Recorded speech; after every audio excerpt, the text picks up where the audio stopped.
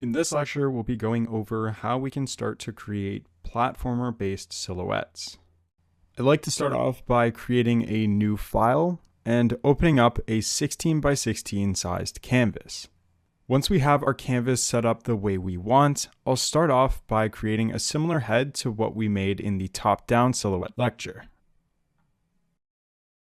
Let's make a 7 pixel width by 5 pixel height rectangle, and then drop down a pixel to create a centered 3 pixel width neck. Now our torso will again just be created by making a tall rectangle of about 5 pixels wide and 6 pixels tall. Creating the legs, let's start by drawing a rectangle down to the floor for the back leg and adding a pixel to the right for our character's foot. But in this perspective, we are going to actually have our character looking over to the right of our canvas, so the front leg will actually be slightly slanted back to the left to create a more diagonal looking perspective. This change in stance is pretty important when trying to show which direction the character is actually facing. Our back arm is just jutting out a few pixels down to the right of the top of the torso, as it is mainly being covered by the front of the body. The front arm will be leaning over to the left side at a more diagonal facing angle, with the last thing to do is adding in our 2x2 pixel square hand. And finally, we add in our white eyes, having them looking over to the right to match our body's perspective properly. Nice, we have just created our second perspective of silhouette. I hope you found this platformer perspective silhouette lecture useful. Make sure to save your work for the following lecture, and I hope to see you there soon. In this lecture, we'll be going over how you can actually detail our platformer-based silhouette and also give this guy an outline. For this lecture, we will be working off of the sprite we created in the previous platformer silhouettes lecture. So either create a new silhouette before we begin or open up a platformer silhouette you have already created.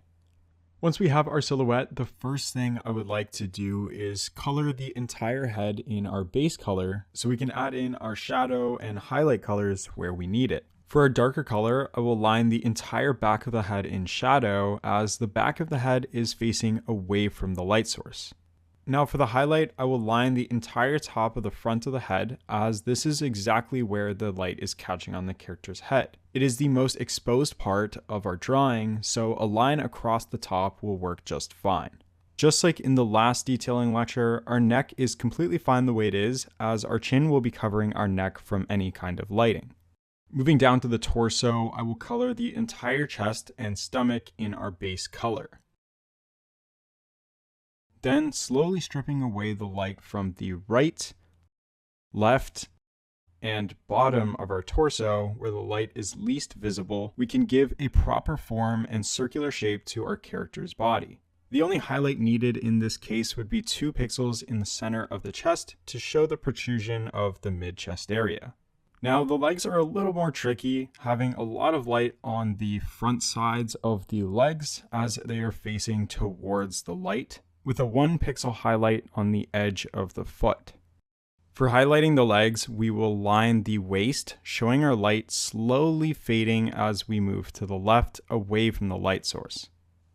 We can now add a base light to the top of the 2x2 pixel hand on the left side and 1 pixel light on the top right side of the back arm. This hand won't need as much light, having the hand facing away from the character's chest. So finally, let's dot a highlight on the front hand's base lighting on the left side, and there we go.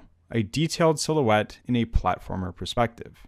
Last but not least, I will quickly use a black outline all the way around our character, avoiding the underside of the feet to have our character pop out from whatever background they are being drawn on while still feeling like he's standing on something.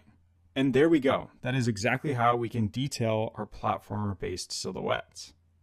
We have learnt all about how to save and export our sprites with LibreSprite, how to design character silhouettes in 2 unique perspectives, and got familiar with outlining our sprites. We've done a great job so far at grasping the basics, so let's head into some actual character creation with our next section. Let's continue expanding our skills as pixel artists.